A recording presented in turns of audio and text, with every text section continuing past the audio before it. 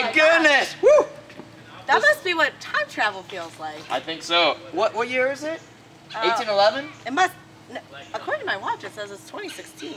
2016. Oh my! Oh, the bridge, the suspension bridge. It was a time machine.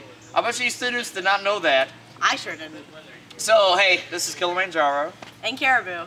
And hey, we just went back in time. You guys went back in time with us as well. We just came back to the 2016. Hopefully you guys are still in 2016 back at school. Not 1811. And we had a time machine travels messes with me a lot. Okay, so let me try to focus right now. Okay, students. All right, so we had a blast hanging out with you guys, doing dipping candles. We built a log cabin. We made some Johnny cakes and biscuits, and those were great. You know, we did some Indian Sign Language. We tried playing with some animals and tried some different recreation that the kids like to play around with.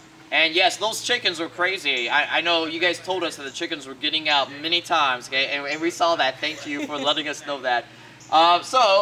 We just wanted to challenge you guys one last time, okay? As a bridge, okay, why were the pioneers build like a suspension bridge, okay?